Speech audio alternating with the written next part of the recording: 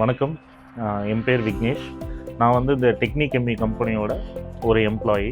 So நான் வந்து பார்த்திங்கன்னா இந்த கம்பெனியில் ஒரு 12 இயர்ஸாக ஒர்க் பண்ணிகிட்ருக்கேன். என்னோடய கேரிங் ஸ்டார்ட் ஆனது பார்த்திங்கன்னா 2011 செப்டம்பரில் வந்து இந்த கம்பெனியில் ஜாயின் பண்ணேன். ஆக்சுவலாக ஒரு பேசிக்காக ஒரு டிகிரி முடிச்சுட்டு எந்த ஒரு நாலேஜுமே இல்லாமல் ஸோ இந்த கம்பெனியில் வந்து ஜாயின் பண்ணேன்.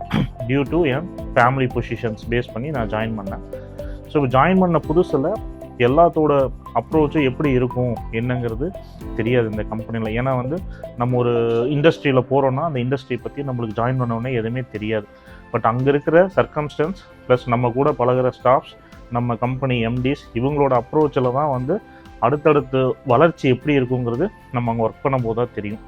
ஸோ என்னோடய வளர்ச்சி அப்படிங்கிறது பார்த்திங்கன்னா ஒவ்வொரு வருஷம் வந்து என்னோடய வளர்ச்சி அப்டேட் ஆகி தான் இருந்துச்சு.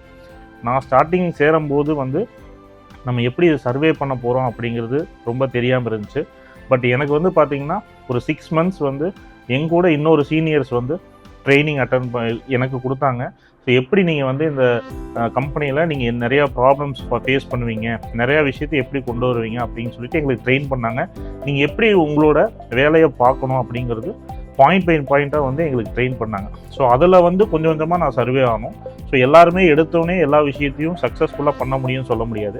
பட் நம்மளுக்கு கூட இருக்கிற நம்ம டீம் மெம்பர்ஸ் நம்ம எப்படி அப்ரோச் பண்ணுறாங்க, நம்ம கம்பெனி எம்டி வந்து நம்மளுக்கு எப்படி அப்ரோச் பண்ணுறாங்க, கொலீக்ஸ் நம்ம கூட எப்படி கோஆர்டினேஷனாக ஒர்க் பண்ணுறாங்க அப்படிங்கிறத பற்றி தான் நம்மளோட வளர்ச்சி இருக்கும். ஸோ அப்படி பார்க்கும்போது பார்த்திங்கன்னா எனக்கு டெக்னிக் வந்து பார்த்திங்கன்னா ரொம்ப ஒரு ஃப்ரெண்ட்லியான அப்ரோச் வந்து கொடுத்தாங்க ஸ்டார்டிங்லேயே.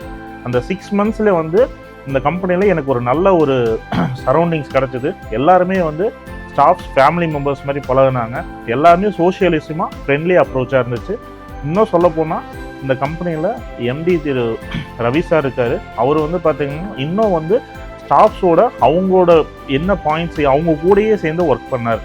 அவர் வந்து ஒரு எம்டியாக இல்லாமல் நிறையா விஷயங்களை எங்களுக்கு சோஷியலிசமாக இப்படி தான் பண்ணணும்னு சொல்லிட்டு அந்த வளர்ச்சியை கொடுத்தாரு. டெஃபினட்டாக ஒவ்வொரு வருஷம் நாங்கள் வளர்ந்தோம்.